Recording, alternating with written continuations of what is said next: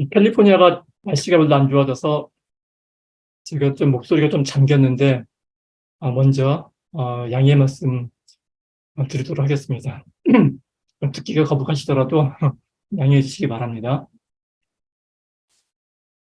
어, 요즘 넷플릭스라는 그 플랫폼이죠. 넷플릭스에서 아시는지 모르겠지만 피지컬 100이라는 프로그램이 인기입니다.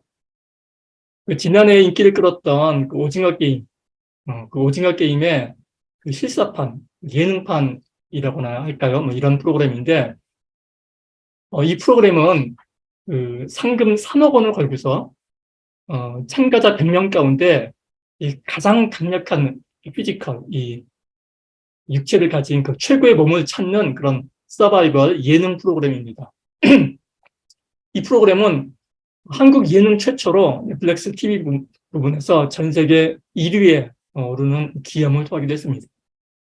이 프로가 인기를 끈 요인은 여러 가지가 있겠지만 그 중에서 어떤 그 대중문화 평론가는 이렇게 말을 합니다.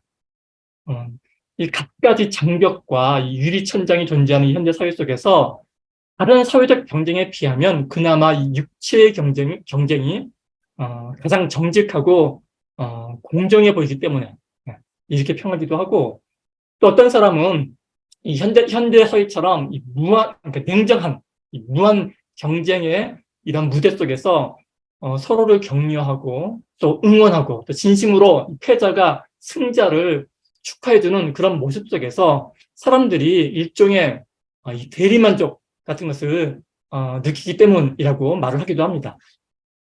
이처럼 이 피지컬 백이라는 이런 이 프로그램은 다른 어떤 서바이벌 예능과는 결이 달랐습니다. 예를 들면은 이 첫 번째 경기가 이 참가자 100명 중에서 절반을 떨어뜨리는 1대1 이 데스매치 게임이었었는데, 이 경기는 사전 경기인 오래 매달리기 위해서 우선권을 얻은 사람이 자신과 상대를 직접 골라서 이 공뺏기 대결을 하는 그런 방식이었습니다. 자신이 이기기 위해서는 자신보다 더 약해 보이는 상대를 고르는 게 당연하겠지만, 여기에는 의외의 선택이 잇따랐습니다.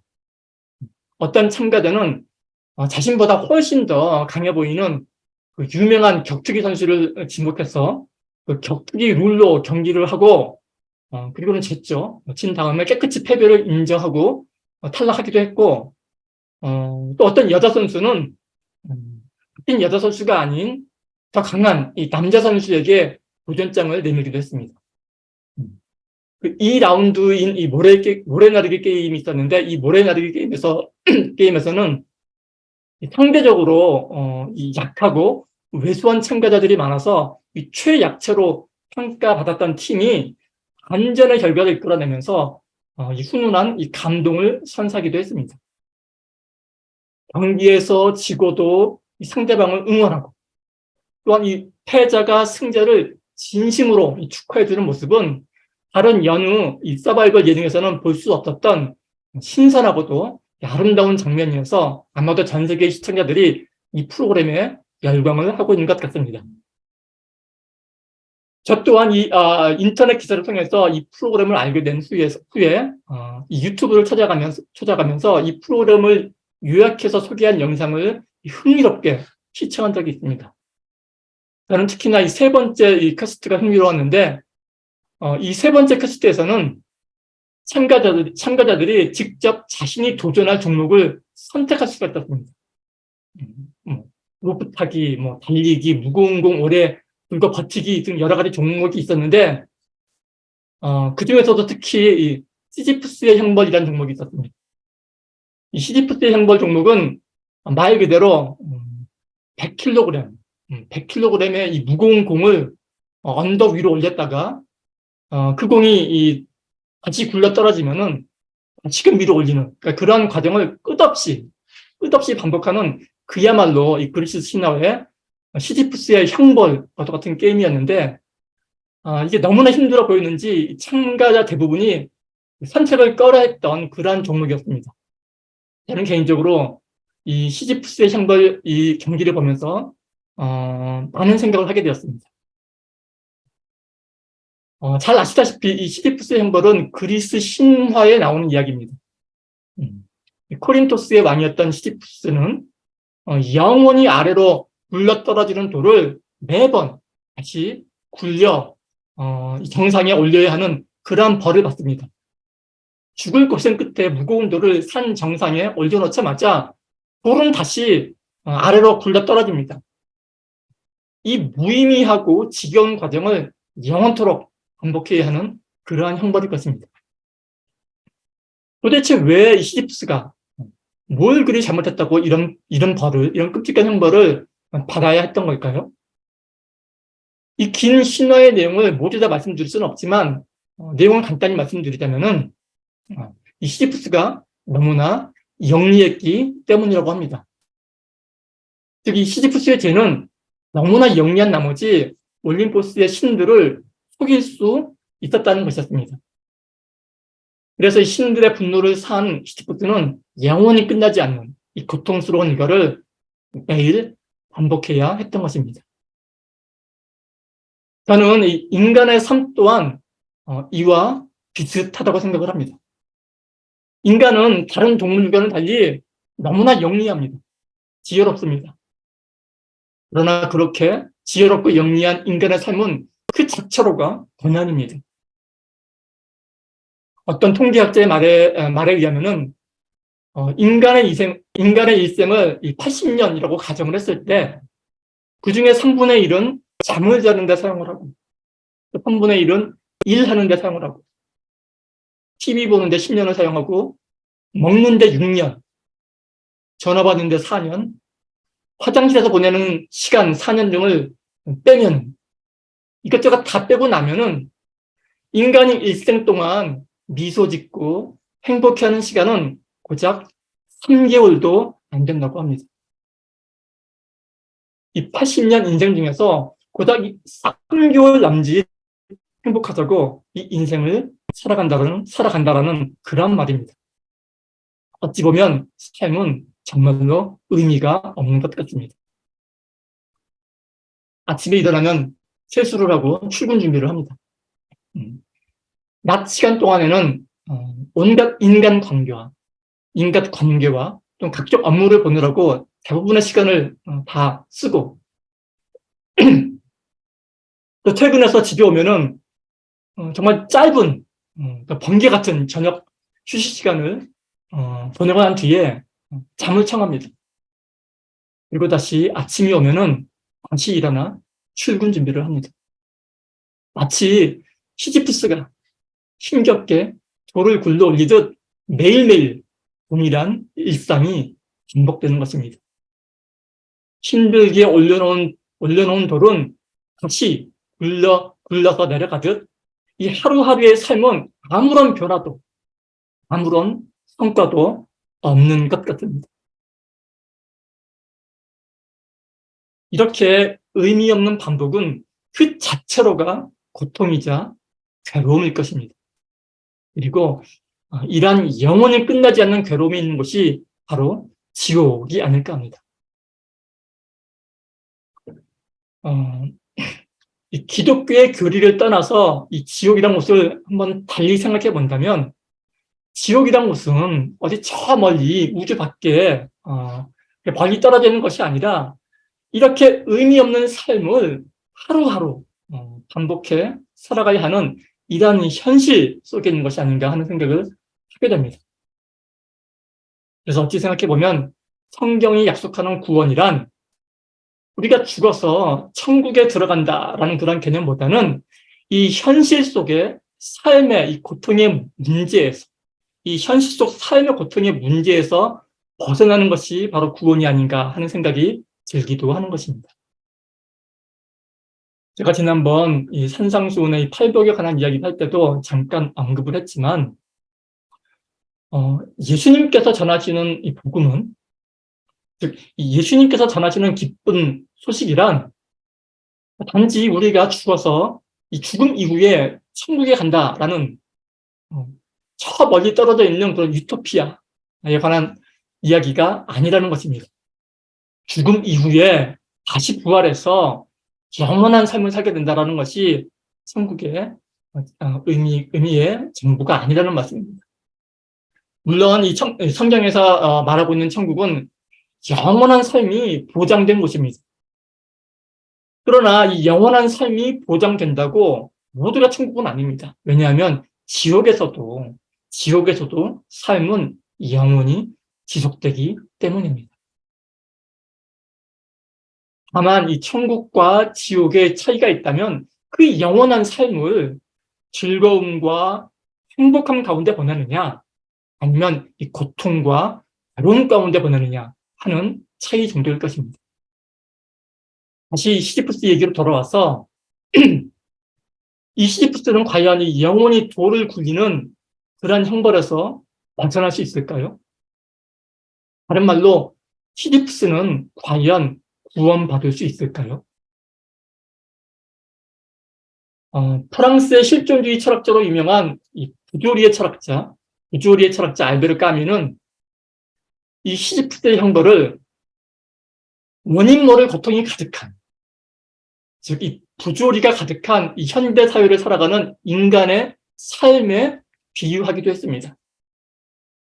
그러니까 이 현대 사회 속을 살아가는 인간이라면 누구나가 다 이 시지프스의 삶을 살아간다는 것입니다. 그리고 까미는 이 인간이 시지프스의 형벌로부터 벗어나는 길에는 단 두 가지 선택지가 있다고 말을 합니다. 하나는 자살을 통해 스스로 생명을 끊음으로써 부조리에서 도피하는 방법이고, 또 다른 하나는 이 시지프스의 고귀한 이 성실을 본받아 끊임없이 돌을 굴려 올리는 그 노력하는 것, 이 노력하는 자체의 삶의 의미를 갖고 사는 방법이라는 것입니다. 우리가 고통스럽죠. 성경 또한 이 삶을 기본적으로 고통으로 바라봅니다. 인간은 원죄를 안고 태어났기에 어쩔 수 없이 부조리하게 이 80평생 대부분의 시간을 올리면 또 굴려내리고 또 올리면 또 굴려 떨어지는 그런 끝나지 않는 고통으로 가득 찬 삶을 살아갑니다. 그렇다면 과연 성경은 이러한 고통으로부터의 해방, 이러한 고통으로부터 어떻게 벗어날 수 있다고 말을 할까요? 잘 아시다시피 성경은 다른 철학자들과는 달리 믿음을 통해서라고 말을 합니다. 믿음을 통해서 벗어날 수 있다고 말을 합니다. 예수 그리스도에 대한 믿음이 우리를 구원해 줄 수 있다고 말을 합니다. 정답입니다. 그러나 사실 이 정답은 우리 마음 가운데 그리 잘 와닿지는 않습니다. 왜냐하면 이 정답은 너무나 추상적이고, 그래서 이 현실과는 너무나 동떨어져 있는 대답이기 때문입니다. 어떻게 이 추상적인 믿음이 현실적인 고통의 문제를 해결해 줄 수 있단 말입니까? 잘 납득이 되지 않기 때문입니다. 이 부분을 곰곰이 생각해 보다가 저는 문득 어릴 때 TV 속 영화극장에서 보았던 영화의 한 장면이 떠올랐습니다. 제목은 잘 생각나지 않으나 아마도 제 생각에는 코바디스라는 영화의 한 장면이었던 것 같습니다. 이 영화의 막바지에는 로마 제국의 황제 네로가 등장합니다. 네로 황제는 로마 시내의 화재로 인해서 군중들이 들고 일어나자 그 화재의 책임을 기독교인으로 돌리죠. 자기가 불을 들여놓고 그 화재의 책임을 기독교인으로 돌리고 나서 그들을 잔인한 방법으로 처형을 시킵니다. 한처로 십자가에 묶어 불에 태워서 화형을 시키기도 하고, 때로는 경기장에 한낱 이 구경거리로서 사자밥이 되도록 던져놓기도 합니다. 그러나 이 너무나도 부조리하고 이 끔찍한 이 상황 가운데 놓인 기독교인들은 마치 돌에 맞아 죽어가던 그 사도행전의 스데반 집사처럼 누구 하나 원망하는 기색도 없이 오히려 찬송가를 부르며 쓰러져 갑니다. 겁에 질린 표정으로 이 굶주린 사자에게 우스꽝스럽게 쫓겨다니는 그러한 장면을 포도주와 함께 즐기려고 했던 네로 황제의 표정은 그러한 기독교인들의 모습을 보고 서서히 창백해져 갑니다. 그러다가 급기야 겁에 질린 네로 황제의 표정이 클로즈업 되었던 그런 영화의 한 장면이 제 기억에 남습니다. 오늘 본문 말씀은 이렇게 말씀합니다. 나더러 주여 주여 하는 자마다 천국에 다 들어갈 것이 아니요 다만 하늘에 계신 내 아버지의 뜻대로 행하는 자라야 들어가리라. 마태복음 7장 21절의 말씀이죠. 아버지의 뜻대로 하는 자에게 열리는 천국입니다. 어떻게 하는 것이 하나님의 뜻대로 하는 것일까요? 주일이면 꼬박꼬박 교회에 나가는 것? 11조와 헌금을 잘 내는 것? 아니면 불쌍한 사람을 돕는 것? 선교하는 것? 예, 맞습니다. 모두가 다 하나님의 뜻이 맞습니다. 그러나 제 생각에는 그보다 더 본질적인 하나님의 뜻이 있는 것 같습니다. 바로 아버지가 자녀에게 원하는 것입니다. 그리고 그것은 바로 자녀의 행복입니다. 철학자 까미는 시지프스가 형벌에서 벗어나는 길은 자살 아니면 그 형벌을 그 자체로서 받아들이는 것 외에는 없다고 말을 했지만 그러나 예수님께서는 달리 말씀합니다. 아버지의 뜻을 따르는 것이라고. 그리고 그 아버지의 뜻이란 자녀의 진정한 행복이라고. 지금 이 피지컬 백이라는 예능 프로그램을 생각해 봅니다. 이 시지프스의 형벌 게임에서 정말 심장이 터질 것 같은 그런 강도 높은 경기에 우승 후보로까지 거론되었던 유명한 격투기 선수 추성훈 선수마저도 탈락을 합니다. 탈락한 사람들은 자신의 몸을 본떠 만든 이 석고 토로소상을 망치로 깨부순 뒤에 제작진과 인터뷰를 하게 됩니다. 인터뷰 때 이들은 한결같이 이렇게 말을 합니다. 태어나서 처음 겪는 정말 고통스럽고 힘든 일이었지만 그러나 너무나도 즐거웠고 너무나도 재미있었던 경험이었다. 후회도 없고 미련도 없다고. 그리고 너무나 행복했다고. 그래서 이 프로그램을 만든 제작진에게 감사하다고. 놀랍게도 이들은 이 시지프스의 행보를 즐겼던 것입니다. 저는 다시금 이 꼬바디스라는 영화에 네로 황제의 표정이 떠올랐습니다. 기독교인들의 고통을 즐기려던 네로 황제. 그러나 그의 기대와는 다르게 평온함 가운데 찬송가를 부르며 서로를 응원해가며 쓰러져가는 그들의 모습에 네로의 표정은 점처럼 창백하게 질려갑니다.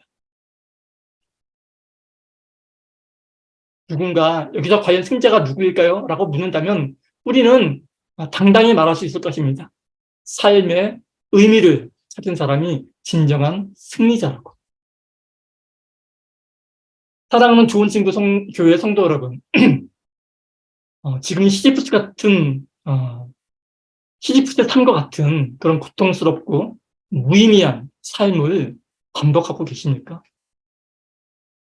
끝나지 않을 것 같은 상황 속에서 정말 앞이 안 보이는, 헤어나올 빛이 전혀 안 보이는 상황 속에서 절망과 포기 사이를 왕복하고 계십니까? 만일 그렇다면은 그런 삶을 벗어나기 위해서 발버둥 치기보다는 그 가운데서 삶의 의미를 찾으려고 노력하시기 바랍니다. 국가대표 선수들이 모이는 이 태능 선수촌은 운동을 하는 사람이라면 누구나가 입소하고 싶은 그런 곳입니다. 그런데 이 태능 선수촌의 하루 일과는 시지프스가 매일 돌을 굴리는 형벌을 받는 것보다 더 힘들다고 합니다. 그러나 그곳에 그 어느 누구도 그 선수촌을 나오려고 하지 않습니다. 오히려 그곳에서 쫓겨날까봐, 퇴출당할까봐 전전긍긍합니다. 왜냐하면 그곳에서 느끼는 고통의 의미를 알기 때문입니다. 모든 고통과 괴로움은 그 의미가 파악되는 순간 오히려 기쁨과 감격을 주는 도전 과제가 됩니다. 그리고 그 도전 과제가 힘들면 힘들수록, 어려우면 어려울수록 그 기쁨도 그만큼 커지게 됩니다. 우리가 삶 가운데 직면하는 고통과 괴로움 또한 마찬가지입니다. 그 의미가 파악되는 순간 동일한 고통이, 동일한 괴로움이 바로 그 자리에서 다가올 기쁨과 영광을 준비하는 과정으로 탈바꿈하는 것입니다. 만일 우리의 삶이 끝나지 않을 것 같은 고통처럼 보인다면 그것은 시지프스의 형벌을 받고 있는 것이 아니라 삶 가운데 숨겨져 있는 보물찾기를 하는 것입니다. 그리고 그 보물들은 대개는 괴로움이나 고통스러움 같은 그런 쓰레기처럼 보이는 그런 것들 속에 감추어져 있기 때문에 찾아내기가 여간 힘든 것이 아닙니다. 그러나 그 보물이 반드시 거기에 있다. 반드시 거기에는 보물이 있다라는 믿음의 눈으로 찾기 시작하면 쉽게 찾을 수가 있는 것입니다. 함께 기도하겠습니다. 사랑이신 하나님 아버지, 우리에게 귀한 삶을, 인생을 허락해 주심으로 인하여 감사드립니다. 우리가 우리의 삶을 믿음의 눈으로 바라보게 하시고 우리의 삶 가운데 진정한 의미를 찾아 그 삶을 온전히 누리도록 인도하여 주십시오. 감사를 드리며 귀하신 예수님 이름으로 기도합니다. 아멘.